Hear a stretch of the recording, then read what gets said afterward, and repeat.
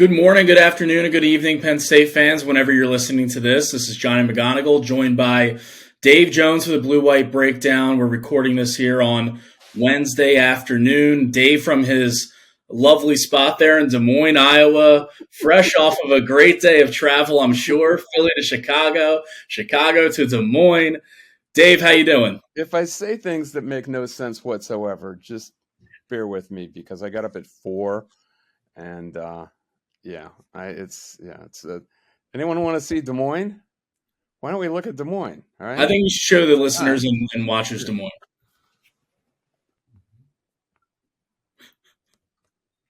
Getting that? Yeah.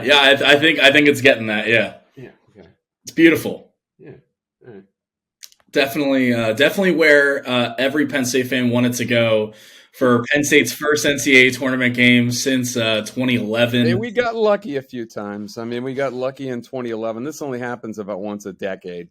So we got lucky actually the last two times. New Orleans in 01, Tucson in 11. Of course, 20, we don't know what happened, but I think it was Providence in 96 and Syracuse in 91. So, we were, yeah. We were due. I think we were due. I still remember watching a young Mike Tirico on the local Syracuse news in 1991, and we thought that kid's going to go someplace. He was like 22. That's wild. Well, hey, talk about going places. Penn State has an opportunity to, I don't know, make a little run here, Dave, but the seeding did them no favors. They're a 10 seed in the Midwest region and up against a 7 seed in Texas A&M. They're playing at 9:55, or at least scheduled for 9:55 p.m. Thursday night. We'll see if the games before it go late and maybe push that back a little bit, but looking at a potential like 12:30 in the morning finish Eastern time. I don't know. Do you have any initial beat on where you're leaning in terms of how Penn State matches up in this game? Are Penn State fans to be cracking a celebratory or a sad beer at 12:30 a.m. Eastern? Well, you never know what's going to happen in games like this between completely different kinds of teams. I'll say this. It's like the old bromide for boxing, that styles make fights. These are two completely different kinds of styles. Texas A&M is no 7 seed. If anyone read what I wrote about the seeding a couple days ago, Jerry Palm missed this seed by 3. Joe Lunardi missed it by 2. Those guys do not miss seeds by more than 1 very often. Usually they don't miss them at all. Jerry's done, by my count, he's been doing this 30 years. So that's about a little over 2,000 seedings, and he can't recall ever missing one by 3. I think A&M should be a 4, and Penn State should be an 8 or 9. I really anticipated they had won themselves into kind of a bad spot. You don't want to be the 8 or 9 because the second game, if you win, you go up against a 1, almost certainly. So they don't have that, but they went up against probably the most underseeded. Well, it's not probably. It's the most underseeded team in the tournament. And then if they win, they get maybe the second most underseeded team, because I think people are talking about the difference between Texas and Purdue, about a week before the tournament, that maybe Texas, even Jerry Palm, who is a Purdue grad, was considering lifting Texas up into the 1 spot and demoting Purdue. He didn't do it, but that's how good they are. And that's a really good team. So Dave, you're telling me you're not picking Colgate over Texas in the first round? Hey, anything can happen in this tournament. That's why it's great. Because Colgate's got shooters, man. They can. They've been really good for a while there, and they've got guys who can play. So it's not impossible. I saw them in Columbus a couple of years ago. They were really good. I think it was Columbus. They all blend together.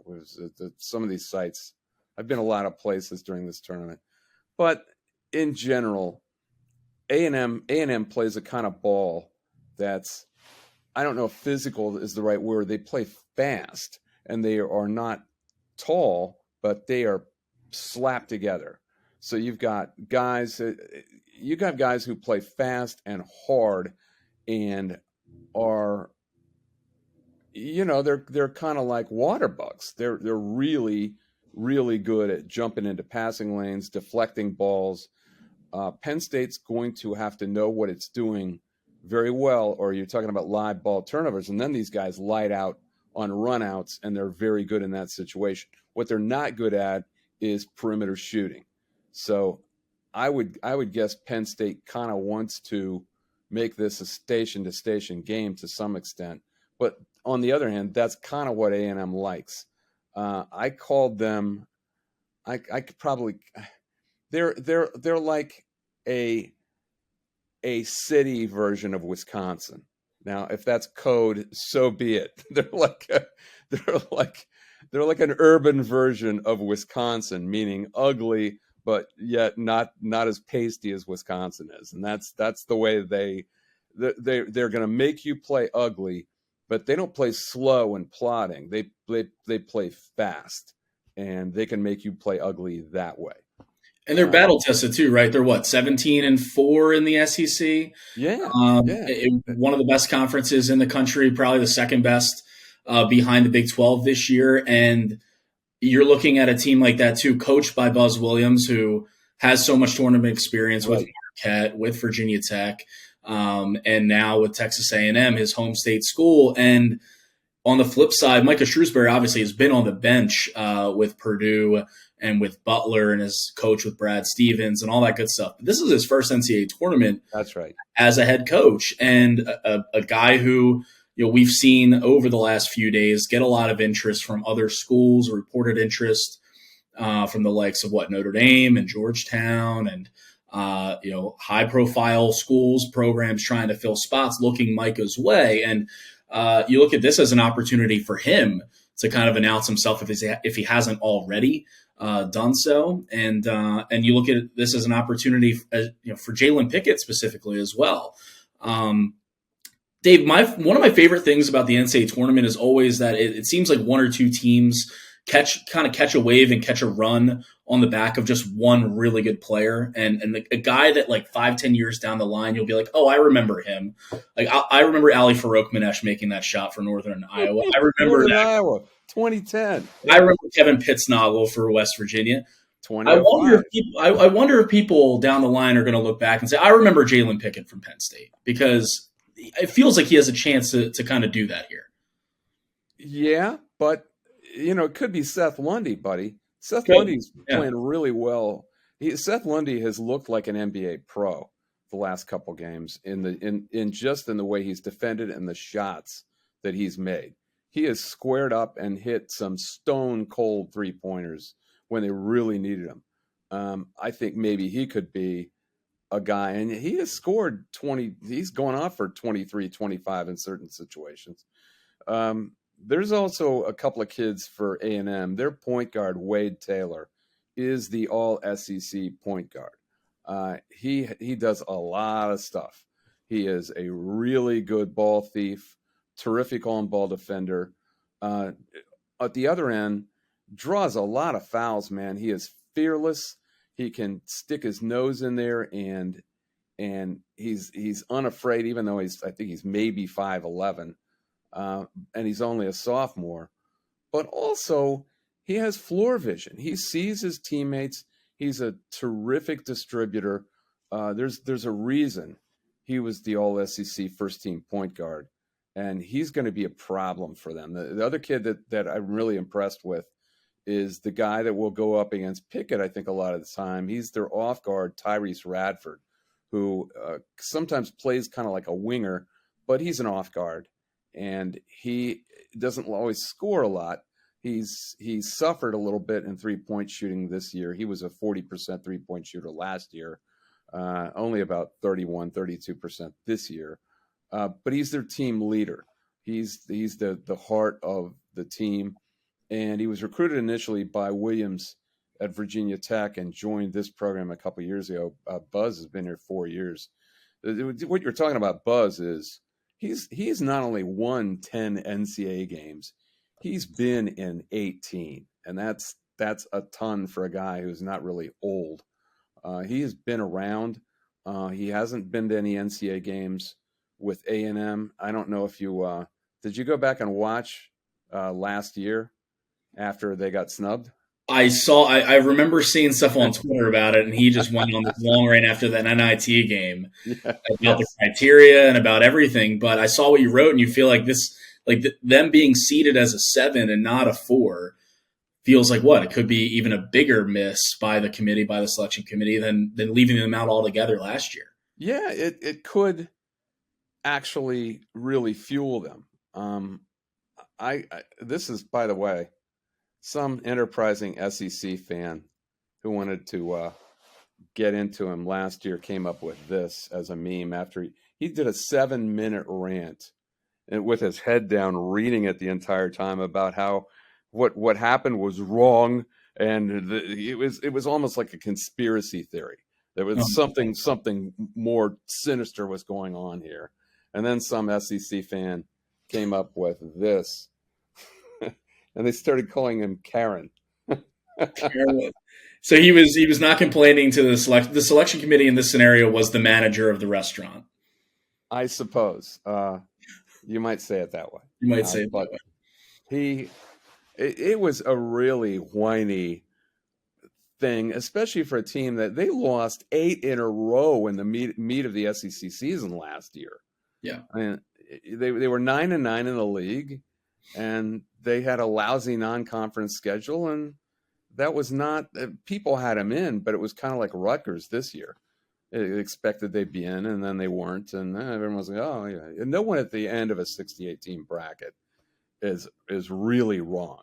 Not anymore. I mean, they're in any one year. Jerry says to me all the time, and Joe Lenardi says it too, when he's not on camera, that there are really about 57, 58 legitimate NCAA teams in any one year, especially these days. This is not the quality of basketball that we saw certainly 20 years ago. It just isn't. And anyone who gets as emotional as Buzz Williams did about that thing is kind of off the deep end. So they had to razz him a little bit. But he's a really, really good coach. He is a good tournament coach. He's been to 3 different places in 3 different leagues and taken them all to the tournament now that A&M is gone. And he did it at Virginia Tech. He did it at Marquette. The funny thing is he got that program at Marquette really rolling. And then he takes off for Blacksburg. I mean, that's like having Georgetown really rolling and then going to Penn State. That's oh, Micah Shrewsberry. Ooh. Oops. But the thing is, a Big Ten school, I don't know if you saw the ratings for the Big East. This is something else I just read. Ratings for the Big East tournament were really down. And I think this is something Shrewsberry or all coaches and their agents are thinking about now. The Big Ten is flush with cash. Any Big Ten program, even Penn State, is a pretty good job right now, simply because you have the wherewithal to do what you want in the transfer portal and NIL in anything if you allocate your funds. It's just a matter of whether Penn State wants to allocate sufficient funds to basketball, which they never have. They never have. I think, I've been hearing buzz that Pat Kraft is really putting together a deal and trying to nail Shrewsberry down and wrap this up. But I don't know if he's going to be able to do it. If I was Shrewsbury's agent, I wouldn't allow it. I mean, it's a gamble. If it depends on whether he thinks he can win this game, and then his value just keeps going up. So it's not something you usually do before the tournament begins. Usually agents want to wait and see how it goes because your value can only go up. And that's the game. That's the game right now. We'll see what happens. Yeah, it feels like it's one of those where, I just go back to December when we talked to Pat Kraft before the Rose Bowl, and he was asked then, and you talked to him then too. I got my own one-on-one with him. Yeah, and the sentiment coming out of that was that we'll pay him like that, we'll keep him, we'll do everything we can. No, he said to me, absolutely. Yeah, he's a rock star. Yeah, and I'm going to do whatever's necessary. I don't know the exact wording, but I mean it was very strong. So I wanted to ask that because I had a feeling this would happen. I had a feeling Shrewsberry's a really good coach. He's young. He makes mistakes. But I had a feeling about this team that one way or another, and then, of course, then they were 5-9. I didn't have that feeling anymore. But I squirreled that away for this moment. So, okay, there's the talk. Let's see the walk. Yeah. And if you're Shrewsberry, I'm sure you're looking at it both ways too. If you're getting legitimate interest from other programs that have more history, have more whatever, more cachet than Penn State basketball has, on one side you're thinking, okay, yeah, I have Jalen Pickett here, hit on this transfer from Siena, and we have these collection transfers. Do I kind of strike while the iron's hot here? I got this team that hadn't been to the tournament in 2011 back. Or on the other end, like you mentioned, the Big Ten is going to be flush with money with all this, the TV money coming in. And Penn State surely has the money to pay him and has the money and resources, not just to pay him, but to have support around the basketball program, assistant coaches, everything that goes into it structurally. It's not just paying the head coach, it's everything else. And I think Pat Kraft touched on that back in December. And so here's the problem, Johnny, though. I didn't want to interrupt you, but no, you're good. My train of thought is mush right now, so I don't want to forget what I was going to say. That traditionally, right now, the way NIL is being funneled is through donors, because in most places where you can get a lot of money, and especially football programs, they don't want to bust up their budget within the entire athletic department if they can help it. But the problem is Penn State basketball has no sugar daddy at all. They don't have any Ira Lubert or Terry Pagula, or even some of the hockey, wrestling, let alone the football donors. I mean, those guys are lined up. They just don't have any of those traditional kind of donors for Penn State basketball. I heard through a second party about their NIL is, and I have this on pretty good authority, is at the bottom of the Big Ten in Big Ten basketball, 14 out of 14. And that's the real problem. This is going to be a complete overhaul. You've got Lundy certainly is going to put his name in for the NBA, and I think he should be drafted. I don't know if he will be, but I think he's going to make a team. I mean, I feel a lot stronger about Lundy than I did about Lamar Stevens, who I really was sketchy about whether he could make a roster, and he has. He's hung around with the Cavaliers, and he's stuck. I really think Lundy is an NBA player. He's out of there. You got all the transfers who are gone. Funk and Pickett, and I mean, you're not going to have a lot left. It's a total overhaul, and it's a rebuild.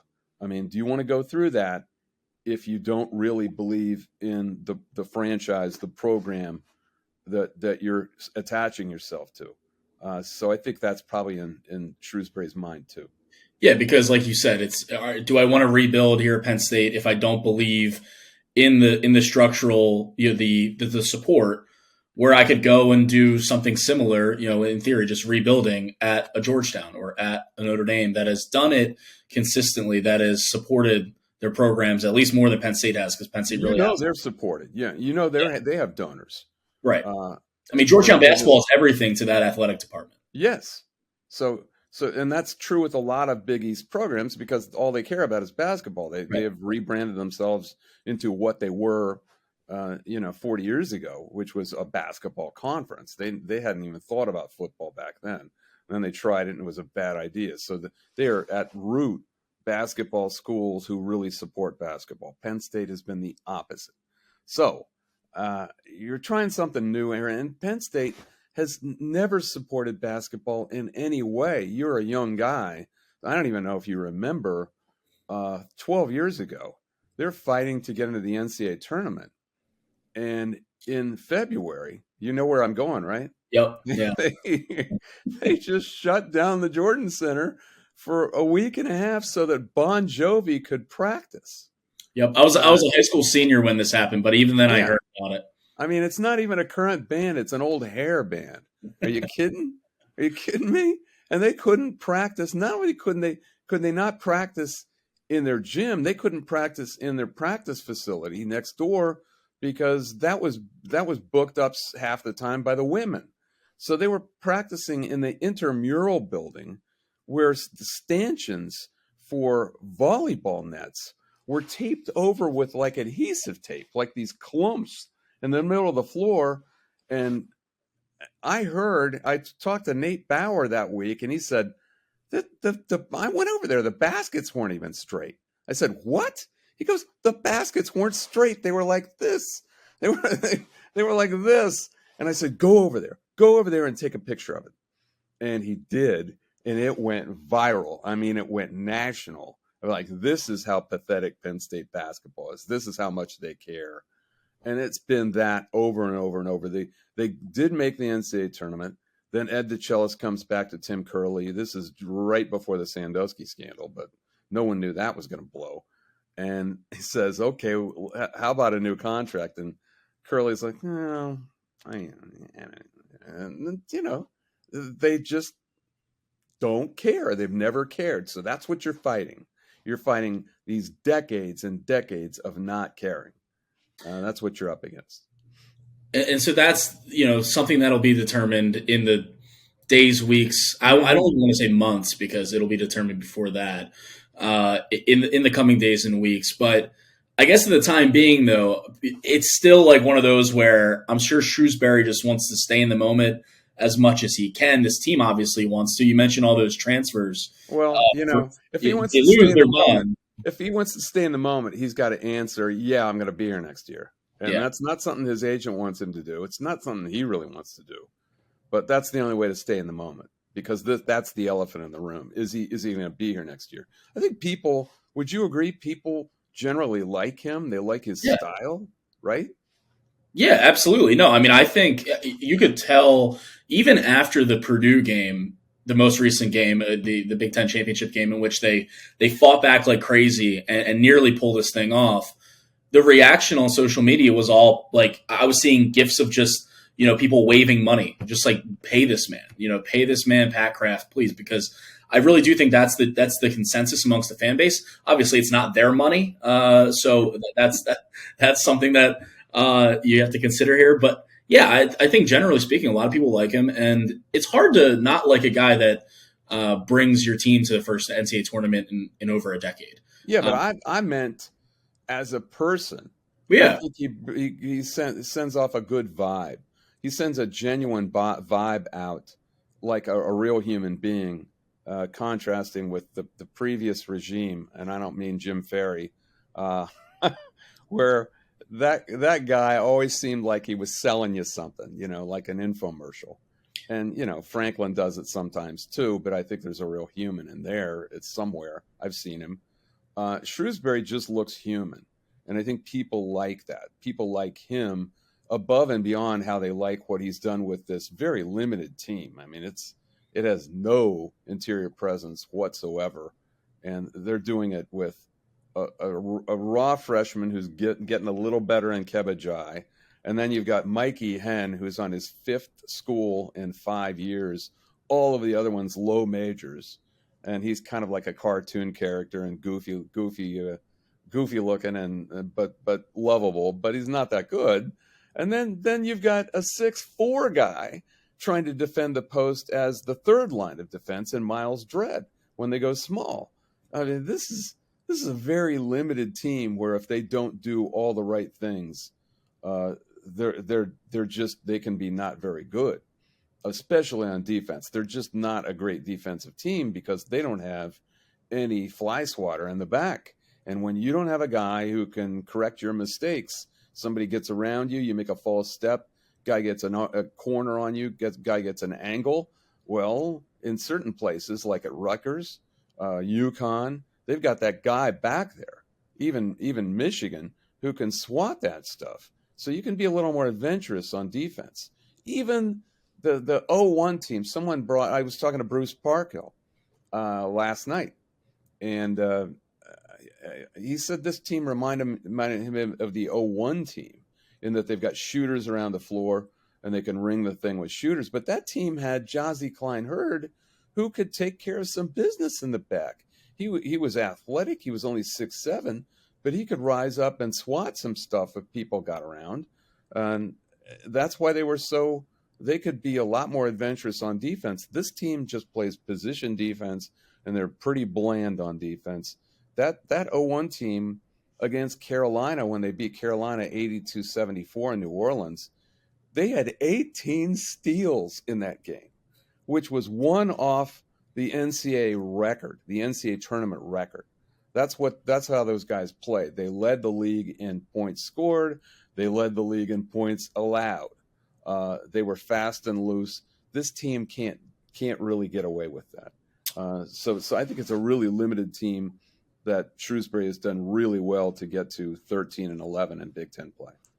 You mentioned, some of the guys. This team has a few guys who in 10, 15 years are just going to be tearing up their local Y. They're going to roll up. Mikey Hen like next year.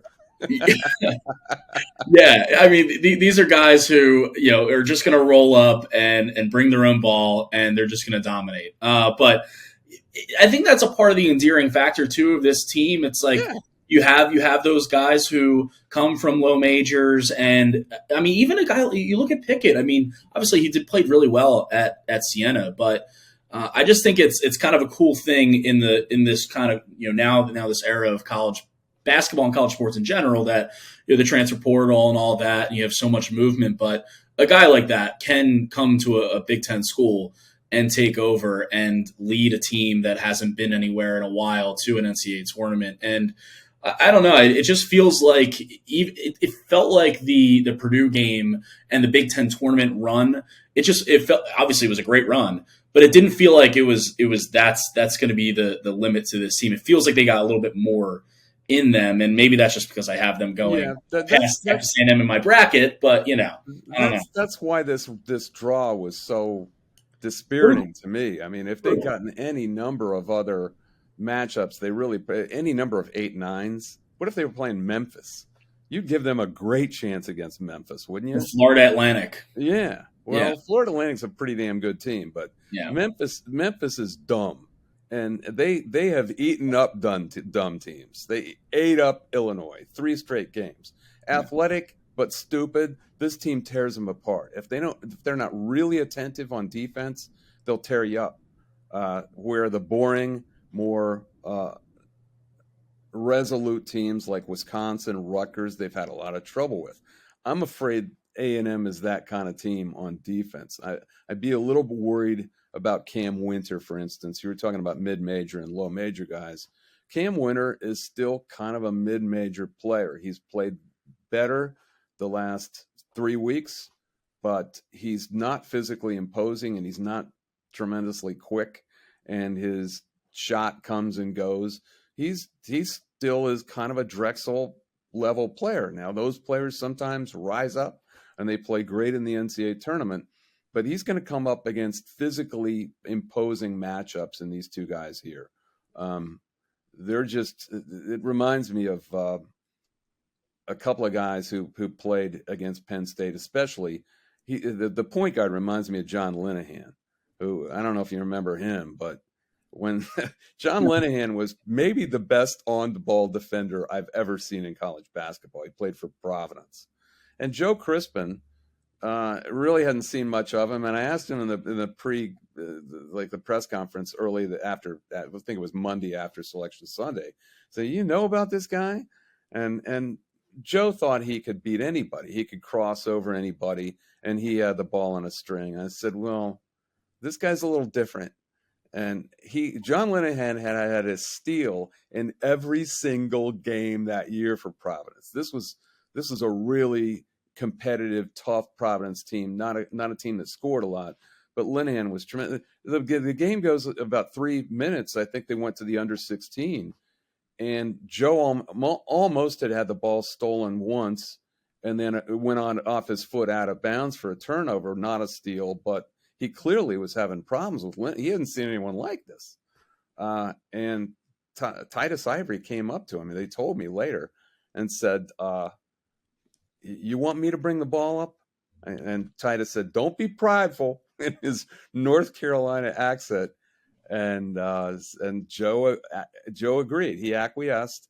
And from then on, that was the right plan, where John Linehan had to chase Joe Crispin around picks and screens, and he wore him out. by the end of the game, and it ended up a 10-point game, but Linehan had to take himself out with 4 minutes to go in what would be a 10-point Penn State win. That's how well that plan worked. We will see what they do with Wade Taylor, but Wade Taylor is a problem, I think, for Penn State. Yeah, when I was reading your piece about that, and you mentioned in there too, just his floater, I feel like that's a low key thing that Penn State fans should know, is because that's such like I don't know, it's such a small guard, but if you can do it right, and if it's falling, it's a real backbreaker, especially in the NCAA tournament. Yeah, I don't know if you ever played a guy like that has that floater, but I'm normally on the low block, banging elbows, so I'm not big enough to be on the low block. Well, see, that's YMCA basketball. But guarding a really quick guy with a floater, Tim Frazier developed that shot later in his career at Penn State, and it was unguardable because if you're really quick and you're worried, you do one jab step and or start really driving hard and then pull up. You're not pulling up and then jumping. You're pulling up and then the ball's gone. There's no warning. It's almost impossible to guard if you have an accurate floater and you're that quick. It's just a really, really difficult shot to defend. And it's difficult when you don't have a 7'2" guy in the middle there just swatting, basically providing that rim presence too. It's easier to get in and get access to it. So right. So you got to be careful. I mean, that's what position defense is. So I just think Wade Taylor is the secret sauce that A&M is going to have, and I'm not sure if they're going to be able to reverse engineer it. They also have an old Michigan State guy that this team is going to know, and Julius Marble, who is an aircraft carrier, is Al McGuire. People of a certain age will remember that. He's 6'9", 250 or something, and they do have that guy. They've got guys who can block shots, and they've got guys who can hit the offensive boards. And they're an ugly team, but they are a problem as far as their physical gift.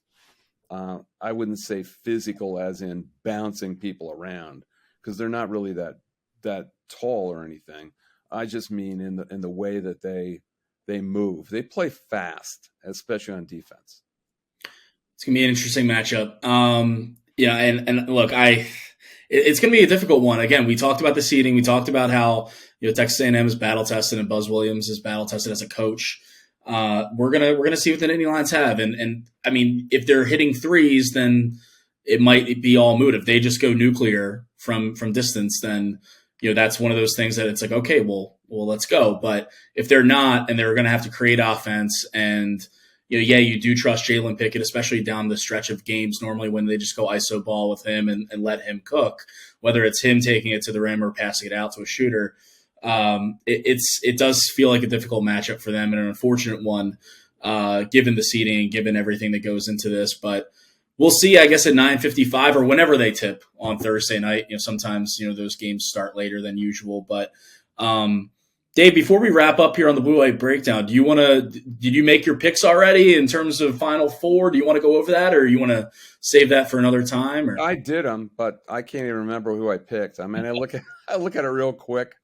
I think I had Alabama, Marquette, Texas A&M. I picked them to go all the way through because I think if they get through this gauntlet they got right here, they got to beat two really good teams in Penn State and Texas. But I think they're tougher than Texas. I do. I think Texas is more equipped, more ammo certainly, but I think they're waiting to play Texas. If they beat Penn State, they're going to be a really, really tough out. So I've got them getting to Kansas City. And then I'm not impressed with Indiana. Of course, it's a long shot, but there's always one long shot. And if there should be a long shot any year, it would be this year, right? Yeah. So, and I can't remember who the other bracket was. I'm so tired. I'm assuming also you got Kansas, UConn, Gonzaga, UCLA. Oh, yeah, that's what I got. I've got UConn. Yeah. Okay, so do I. Yes, we've got a pretty similar Final Four. I've got UConn, A&M, Marquette, Alabama. That's okay. Yeah. I've got UConn, Houston, Alabama, and Marquette, and I've got Houston actually winning it. Fingers crossed. People are picking Indiana over Houston, and that's insanity. You know, Kent State is going to beat Indiana. Kent State's going to the Sweet 16. Well, that's going to happen. I'll give them a real shot, but there's a lot of history in that matchup. The Kent State coach was fired as part of the Kelvin Sampson regime at Indiana. There's a lot of history there. Plus, they played 20 years ago in the tournament to get to the Final Four. I think it was 0-2. So there's a lot of history between those teams. I don't know if Kent will beat them, but Kent is a really tough little team that has they went into Kansas and were leading. They went into Gonzaga and were leading both of those games at the under 4, inside the under 4. They didn't finish them off, but they are not afraid of anyone. They're certainly not afraid of Indiana. Well, Dave, I'm looking forward to being on my couch tomorrow by noon, watching college basketball all day, and I'll be looking forward to reading your stuff from out in lovely Des Moines, Iowa. You should have a kid, so then you could say, "Hey, Travis, go on up and get Daddy a cold one." Yeah, that's going to be a while on that one. But hey, I'm looking forward to reading your stuff, Dave, and I'm sure we'll touch base on Penn State hoops in the coming days or whenever it is. But looking forward to it, and listeners, be sure to check out Dave's content on PennLive.com. We'll be writing some really good stuff from Iowa, and we'll see how the Knits do. But yeah, this has been the latest episode of the Blue Light Breakdown, and join us next time.